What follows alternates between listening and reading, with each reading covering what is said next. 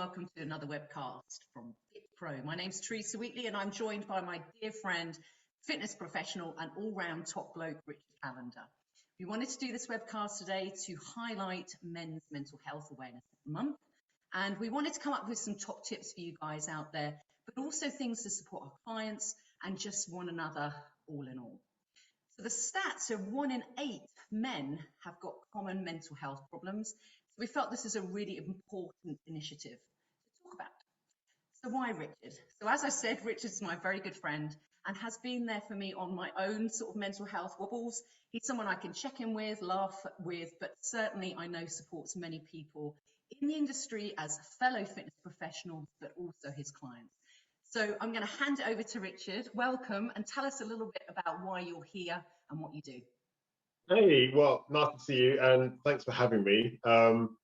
Yeah, I think it's just very important. I mean, when you raised the issue before, I was like, that's something I need to talk about, because I think it's something that people pay lip service to it, but not enough people try and find a solution to it. People kind of go, yeah, mental health. And I think people got so used to hearing that term mental health, they don't know what it means to everyone, because mental health means so many different things to so many different people. And when it comes to men, I feel like, from a personal point of view, not enough is done to try and seek solutions. And that works both ways. It's like having solutions available to men and for men to actually go towards that solution. So I think any kind of conversation where people might go, actually, that might be me, or that might be someone I care about, it just raises that conversation, doesn't it? Absolutely. So thanks for joining us. So I wanted to ask you, actually, what do you think makes men struggle so much with mental health? It's a tough one, because I think for most men of a certain age, they were brought up in an age where its masculinity was very, very stereotypical. It was like kind of like man up was the term. It was like kind of suck it up, son, get on with it.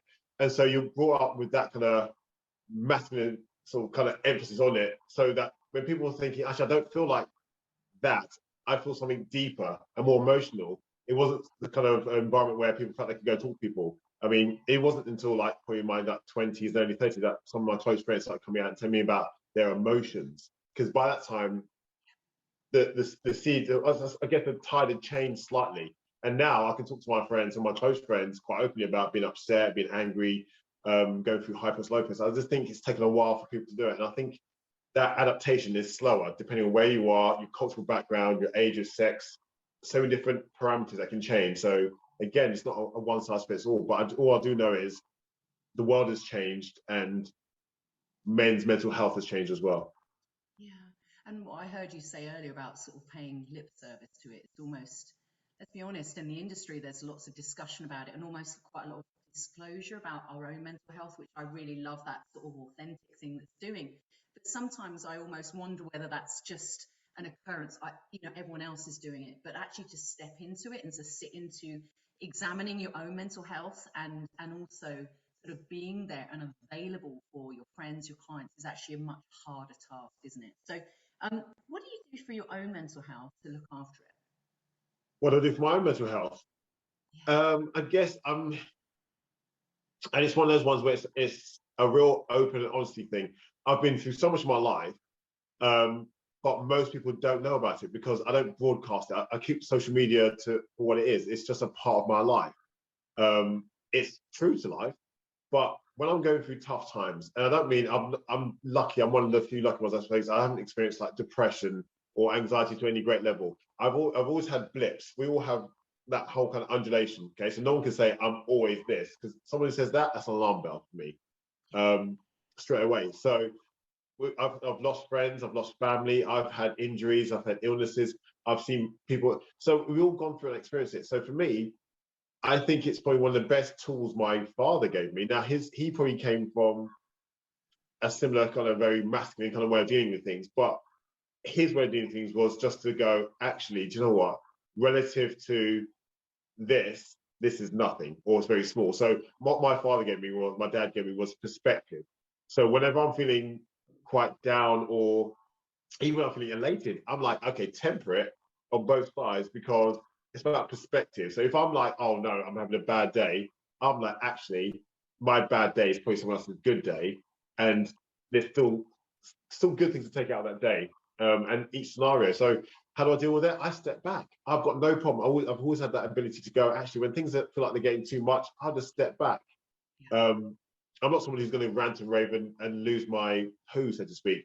But if I feel like the level's getting too high, I'm happy to step away from anything and anyone for the sake of my sanity. And that's before mental health became an issue. I've always been like, this person stressing me out, I'm not going to be around them much, or this environment stressing me out, I'm going to leave it, because life is way too short. And so I think that for me has been my big thing. I love being around people, as we all do, being in the fitness industry, but I'm just as comfortable being on my own. So I don't have a need to have to be in the limelight. I'm happy to be at home alone with my computer or do my things. So that balance is what keeps me where I need to be. Yeah, so I heard perspective, which is really important, but Definitely. I think there is this thing, isn't there, again, where it's almost like at times you could be thinking, oh, well, people have got it worse off than myself and stuff like that. But there is time, isn't there, to actually acknowledge a feeling, sit in it for a moment and go, what is going on, and sort of explore that.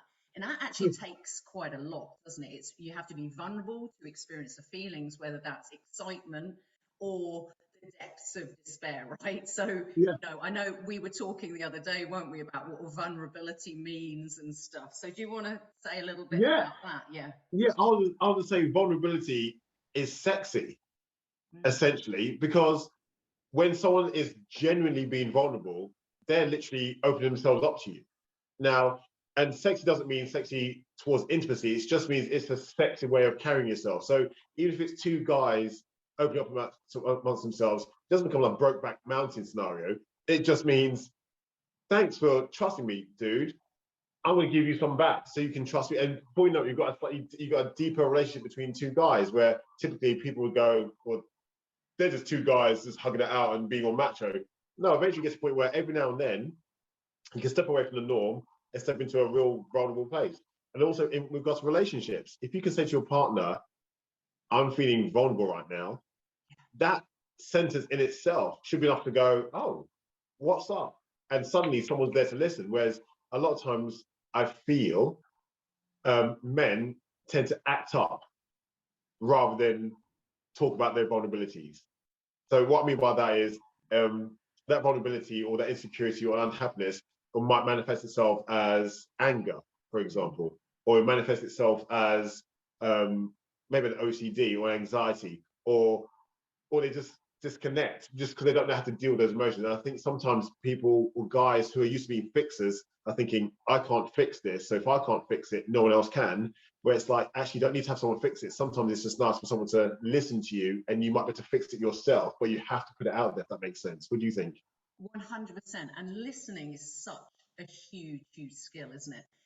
It's that sort of place of empathy where, we look at sympathy and you go, oh, I feel really sorry for you. And empathy is actually having to go into that place with somebody, but not be dragged in there.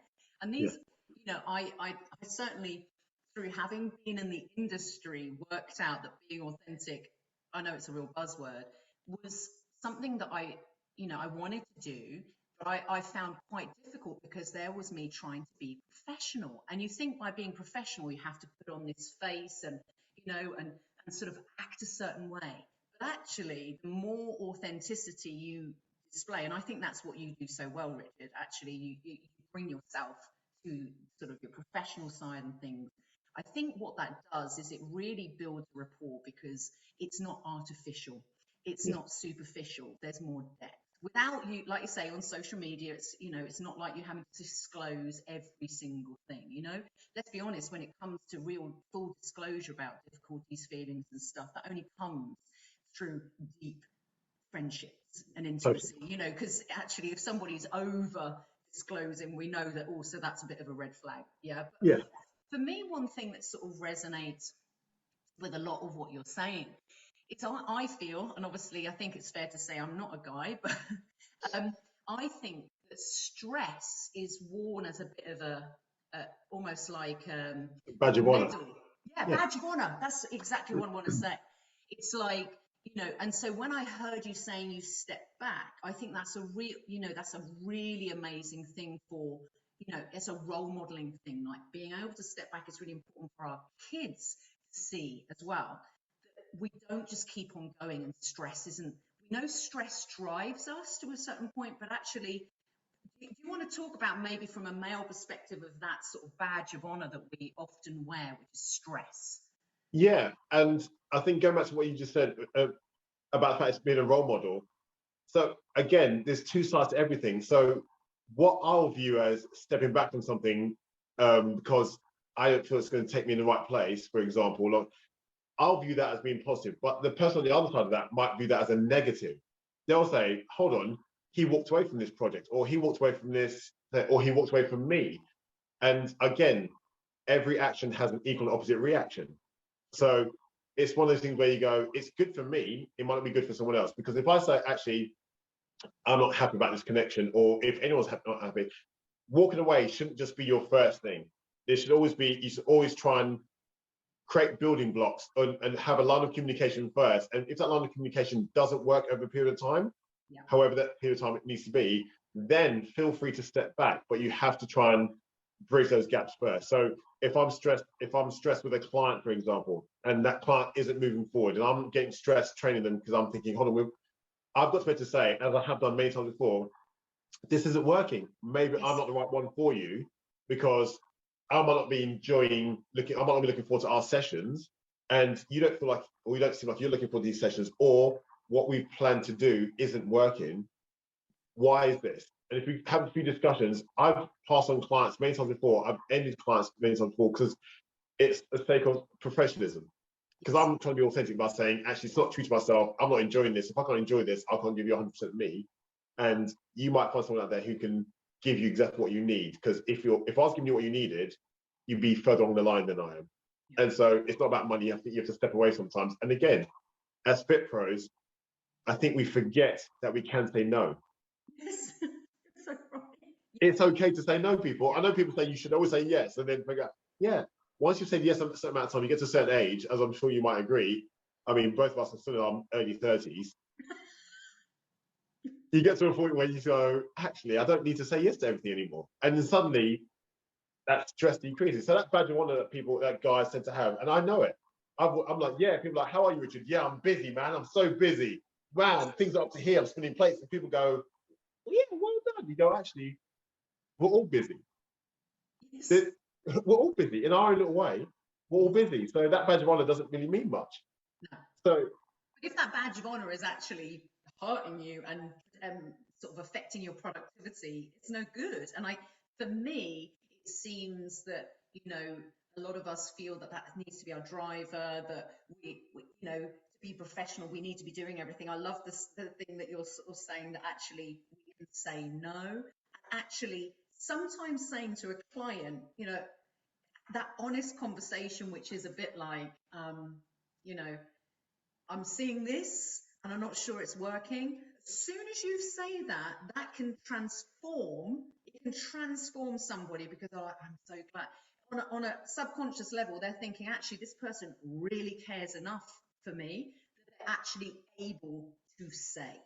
And probably not many people do it, and probably don't get to that stage, which is just like, let's play along with this and pretend it's going well. But actually, even saying to someone, how do you feel this is working out? And they're like, I mean, yes. It's right, because let's be honest, a good trainer, a good coach, good PT is in a relationship with their client. Yeah. And so because that relationship, there should be a rapport, there should be a bond. So it's like having a relationship. If something wasn't working out with a relationship you're having, as in a sexual relationship, you'd say to that person, we need to talk. As soon as that happens, everything's keyed up. Yes.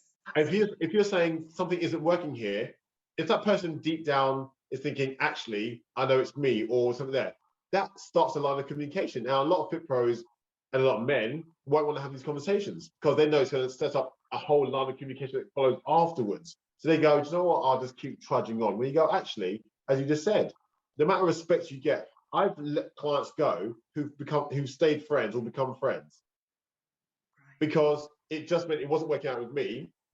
It doesn't mean it's not going to work out. But more often than not, and this is the truth, once I've had that conversation, things usually change. Yes. Because the fear of loss is enormous. They go, hold on, but I should have been doing more, or I should have been listening more. I should have been engaging. I don't want to miss out on this opportunity because this might be my opportunity. And so again, it's that thing. So if you double that back from a client FitPro point of view to just a men's health and talking point of view, sometimes you just have to hit that trigger to say, we need to talk. This isn't working out. And then it starts allowing communication. There's one, when I sort of studied sort of mental health, and certainly through my own experiences, I think there's a really good initiative, which is kind of ask twice. Those, and please don't think that I'm saying that it's superficial to say, how are you? Someone, we do it. It's almost like a greeting, how you doing? And someone will say, great, or if we're very British about it, we go, oh, I'm really tired, Yeah. but it's actually asking that second or possibly third time, saying to somebody, and I've found this has helped with my male friends more necessarily than my girlfriends, because maybe I've built those relationships where we are just able to just talk openly. But actually being brave enough to ask someone that second time, no, really, how are you? Yes. And just leaving it, Yeah. and they might go, yeah, I don't really want to talk about it, but they may not want to talk about it, and that's fine, but they know that you've taken the time to ask, and it might take a few more months of that, Yeah. and them closing down for them to feel like, okay, there's this avenue and stuff. So what have you learned about mental health in the last, I don't know what's happened recently, in the last year or so? What things did you take on in lockdown that you've sort of kept on? Is there anything? I learned so much. And can I just say, my experience is not typical. Because I've always spun lots of plays. I've never tried to be the best at anything. I'm trying to be really competent at a lot of things. Fatherhood is the only thing I want to be the best at for my daughter. And so I sort of stepped back from my career to focus on our daughter and to do lots of work things. But I found myself trying to spin those plates. My other half's a head teacher, so she's not around as much as some people might be. So I was taking the lead on like the pickups, the drop-offs, and my day was very condensed. And then homework, this gymnastics, off school clubs, look after other people's kids. I'm like, wow, as well as trying to do everything else. And people are like, how do you do it? And I'm like, I'm managing. Whereas what lockdown is, it took the plates off for a while. And I was like, hold on. I quite like it being a little bit quieter and I can actually think a bit more. And so when we're in the house in this homeschooling and everything, that wasn't too bad. I moved all my clients online. So I was like, hey, I'm not doing more about traveling here, driving there, petrol here, congestion charges, and Yes. suddenly it got a lot calmer. And I was like, actually, I'm not going to go back to as many clients going to their homes anymore. I moved most of my clients online. And because I was like, that plate doesn't need to go back up there. Does that make sense? And I think what I found for a lot of people was during lockdown, their mental health was, I saw a lot of people who just let their plates drop and break. Yes. They waited for things to happen and then they were reacting to it. Whereas I think what we did here, I was like, this isn't going to work. So I took the plates down first, and then put them back up one at a time. To the point where I am now, I'm in a good place. I've got a bit of freedom. I've got flexibility to think. I can see friends, family. I can help my parents out. I can do the school runs. I can still grow my business, grow my presence, still do my social media, try and do everything. But I'm not running around like I was before. I feel a lot calmer. And that's because I saw lockdown as an opportunity rather than a threat. What it showed me, yeah, do you know what I mean? And what I saw from a lot of colleagues and friends was the fragility of mental health for men and women. People who kept themselves so busy so they didn't have to deal with things suddenly had way too much time on their hands and way too much time in their own heads. And I think that was one of the biggest things where people could go, oh, I'll keep busy because I don't need to think about it. Suddenly I had loads of friends questioning their existence. If they were single over 35, they were like, why is this? Why am I having meaningless sex with strangers all the time, which I can't do now because we're in lockdown. I can't just go out drinking, get drunk every weekend, do things and go out clubbing with my friends. I can't just go on nice holidays. All these things that people kind of did to fill the time, they couldn't do so much. And also had people in relationships who suddenly realized that they weren't actually connected to their other halves. And so my situation, not perfect, we had long talks here as well, because there's lots of all relationships, all friendships It's always to and fro. So you have to talk. But I would say that I noticed that people just had too much time and didn't know what to do with it. One of the things I think that happened in lockdown, which I think was really good, was although our own experiences were very different, we were all going through a similar thing. That's And it. I feel that it gave people permission to talk about the difficulties, you know? Yeah. So I found that people that were reaching out more, which was really, really great. What I've noticed is that's kind of changed again. And I kind of want to, I've actually asked a few of my friends, you know, what are the things that you said you were definitely going to continue to do? Like lockdown taught us all these things. I'm going to make more time for myself. I'm going to this, I'm going to that. And I'm like, how much of that did you continue? And they're like, oh God, hang on a minute. I've just gone back to what I was doing. And from a mental health perspective, when you feel you're in something with other people, it's almost like I have permission to talk about it.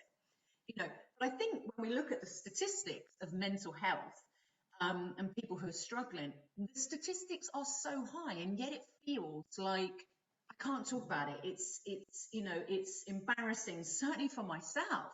It took me a long time to talk about things. I was certainly dealing with it, but I was like, well, first of all, what professional would say they have this, and this? It was like, and I then realized actually when I started talking about it and being much more open, people were like, thank you for saying that, because now Absolutely. I feel okay about it.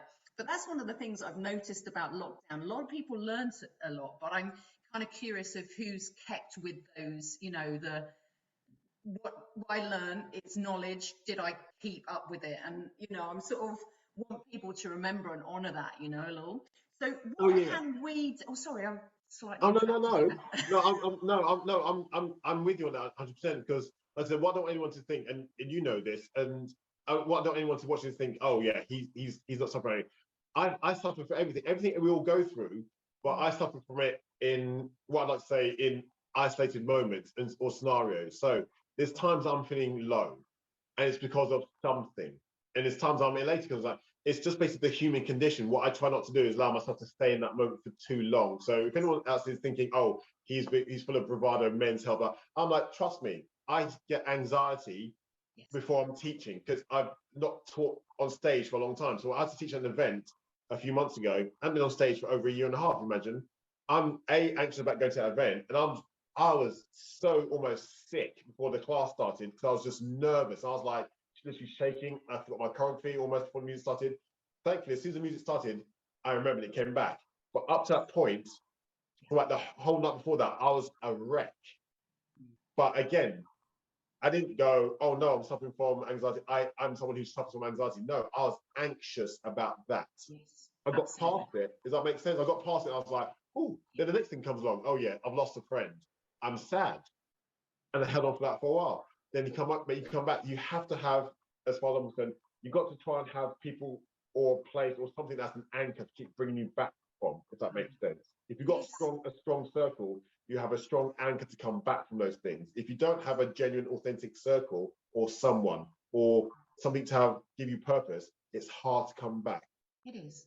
And I guess that's when people in that situation who don't feel they have that, that's when they have to reach out for professional help and stuff. Definitely. And that's a big thing. But I think it's, I mean, all the support that I've had over the years, I'm just like, I sort of look back at myself when I was in my 20s and I was trying to do everything and be so professional and stuff. I'm like, why didn't I start therapy earlier?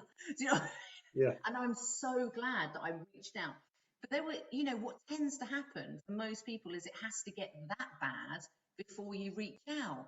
And I kind of, it would be lovely, wouldn't it, if we sort of, for some, you're a trainer, right? So, and a coach. And so you train people's bodies. I mean, I know you take care of their minds as well, but we don't do enough to look after ourselves, our own mental health and stuff. But, hearing some of the things like being able to step back, having that anchor point, not everybody is that fortunate, are they? They're not as fortunate at that time, and they just need some support and help, and it's knowing when and how to reach out, I also think that, and I spoke to one of my clients about it actually a couple of months ago, because we kept having a sticking point, and it's one of these conversations I was like, I saw her in a different scenario. I saw her in a social scenario with some of her friends, and she was a very different person to the person I trained on camera and everything. And in one of our sessions, I mentioned about it, a comment, and she was like, "Yeah, they don't know the real me. I'm more like the real me when I'm just training." And I was like, "Oh, but they're your friends." And she's like, "Yeah, they don't know that." So I was like, "So hold on. So you said that they're your friends, but I see more of the real you than they do. But they're your friends." And so I was like, "Do you understand what's happening here? Because then when you're not happy with things, they're discussing things with you and trying to help you, but they're not actually helping the real you. They're helping." I said, "Split yourself into two different people. You are this person, this is the person they see. They're talking to that person, communicating with that person, trying to help that, but you're still staying behind. So all the things that you want help with, you're not getting because the other you is getting it. If you show them the real you, then they can actually react and help the real you." And it took a while. She was like, she's like that with her family. They think she's got all her stuff together, Right. and she has a big facade. So therefore, no one reaches out and says, "Are you okay?" Because the facade says, "I've got it under control." So no one goes, everyone's like, "Oh, they've got it under control," and then leave you be. And you go, actually, that is happening more often than not. The smiley, happy, Yes. it's under the surface. And sometimes even the asking, "How are you?" twice isn't enough. Sometimes it's the head tilt. "Are you okay? Mm. Is this something you need to talk about?" Or, "Why did you do that? Are you okay?" Yeah. It's, I think it's the whole thing in the fitness industry. And obviously, again, as fitness coaches, it's that fine line between being Mickey Mouse, as in what I mean by is Mickey Mouse doesn't have a bad day. At Disney World, Mickey Mouse is all smiles and hi. Yes. It's that fine line between Mickey Mouse to your clients and keeping it real with your clients and going, "Yeah, I've had a tough time. I'm having a tough time, but even though I'm having a tough time, I'm still here for you." For you, yeah, 100%. But you know what you did so well in that situation? I think that comes down to experience and being a great coach, trainer, is you heard something leak out, didn't you? That leaked Yeah. out of her, which was, you only get to see the real me. And I think there must be a part of somebody in that situation, I'm not talking about this client, that must feel quite, I was going to say disillusioned. No, um, those needs are not getting met. No. All of us have got needs, but if we're not bringing our authentic self, how can anybody meet our needs? Certainly, we're not. I love Brené Brown. I'm sure some other people know of her, and she's got amazing books. She's got some really good Audible things. One of the really great things is something called The Power of Vulnerability. But she has some really great definitions of things. And one of the things is about being authentic. And it's a bit like when we're authentic, she says it, and she says it a lot better than me, is don't shrink and don't puff up, stay in your sacred ground, which is basically be you. Don't make yourself smaller, because a lot of us will make ourselves smaller if we're sort of in that situation, or we puff up and like, but just stay true to you. And that's really, really hard, isn't it? And I think it's our responsibility as trainers to be that, Yeah. to be authentic. And, I know I'm using that buzzword way too much, but it's No, but true. no, but you have to use the buzzword because I mean, authenticity is one of the things that is. I've always said, if anyone's known me for any period of time, I've got friends at school who like, "You haven't changed at all." I'm like, great, because Yes. I'd like to think I haven't changed that much from being that little 14, 15, 16-year-old kid who still sees the good in people, still has a laugh, doesn't take myself too seriously. Yes. And I'm like, I'm just enjoying being here. I'd like to think age 46, 30 years later, I'm still that same person. When friends are like, "Oh, you haven't changed much since you were at school," physically I have, mentally I have, emotionally I have, but the package is still kept a certain thread all the way through. Does that make sense? 100%. 100%. Let's be honest, your career has been, you presented, you've been in many sort of fortunate situations where I think a lot of people coming into this industry go, "Oh, I want to be like that." But you Yeah. have remained authentic. This is when I realized my battery is running low on the recording. I'm just gonna, but you've remained, really, really authentic within that. At a time when it wasn't a buzzword, Richard. I've known you a long time, and you Yeah. never were that sort of person that was kind of like, "Look at me." And that's what I really loved about that experience. And that's why I became friends, because I wasn't like, I wasn't like, oh God, who does this person think he is? It's not Yeah. that. Often that's insecurity showing itself up as you puffing up, right? But Oh you've yeah, always totally. stayed very grounded and stuff like that. And that's, that's why it's so lovely to have you on this chat.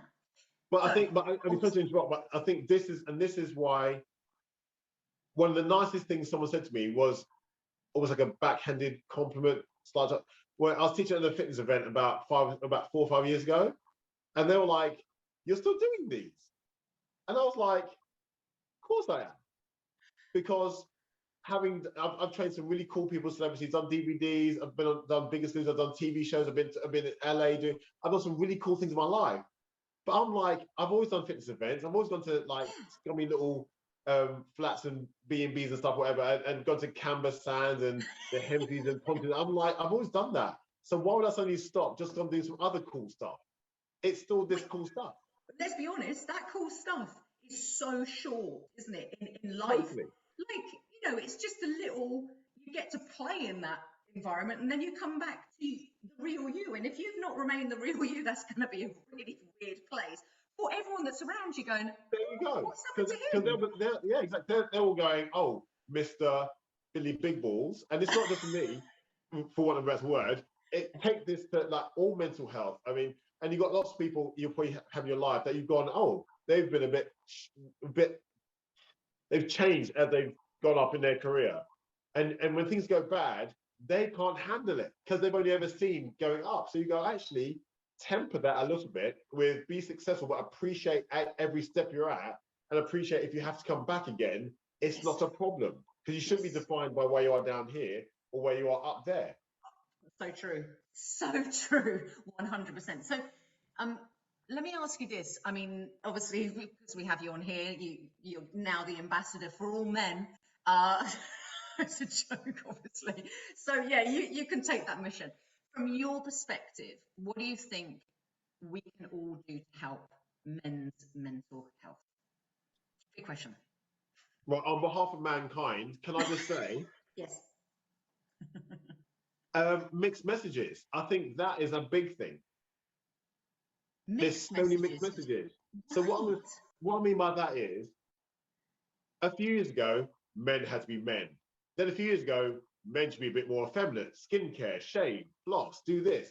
Then it's like, no, men wear skinny jeans and baggy tops. No, men wear facial hair. No, men. And so as the fashions change, people's expectations of men seem to change along with fashions, which never happened before. Does that make sense? Yes. And so suddenly we're like, hold on, I'm a guy with a beard with big legs, and what should I wear? I don't know. Groom your beard. Okay, I'll groom my beard. Wear baggy tops. Oh, okay, baggy tops now, because what everyone expects. And suddenly, like, the person who's trying to be authentic doesn't know who they are because they're being told how to be a man by the media. Does that make sense? Yes. And then at the same time, the message comes through, love yourself. They're like, I want to love myself, but I don't know who I love right now because I loved myself when I was this guy. Now you tell me I've got to be this guy. And then it's like, okay, open the door for the lady. I'll open the door for the lady because I'm a gentleman. You misogynist. How dare you open it? You just take away that woman's power. But I was just like trying to be polite. Why? Because she's weaker than you. No, I'll just open the door and say, oh, hi. Do you know what I mean? And so there's so many mixed messages. So I think a lot of guys, it works both ways. There's lots of mixed messages. And I think that's where a lot of men are confused because I was saying the wrong things they're doing are always going to be wrong. If you do something negative, like catcalling, wolf whistling, slapping women's bums, being that, you're a jerk. Stop that. At no point was that okay. Yes. But if you're now frightened to go up to a woman in a bar, in a restaurant, in a club and say, excuse me, I find you very attractive, where 20 years ago, that might have started a relationship. That might have been someone who went, oh, he was so great, he did this. I liked him. And something happened. People are now afraid to do that because they don't know if they're going to be accused of being too much, too little. And then suddenly, what happens is women are going, men ain't like what they used to be. And they're like, what are we supposed to be right now? We don't know. And so you can see that mental stress is happening. And so it's a two-way street. Because then women are going, our mental health's been affected. Men's mental health's been affected. Everyone's mental health's been affected. And no one's winning right now. No. Yeah, that's a brilliant answer, and I hadn't kind of predicted that would be the answer, if that makes sense. That's really enlightening for me. But one of the things that I know is, I mean, and I know we're talking male and female. Let's be honest. Let's be honest. We're just going as if there's only this and that. Yeah. Let's be honest. It's a different conversation. But if I'm talking from a female perspective, I'm, a female. You're a guy. I'm thinking, I want guys to be all vulnerable and stuff like that. And then when they are, we're like, what the hell's happened to you? We need you to be the man. We need you to be able to.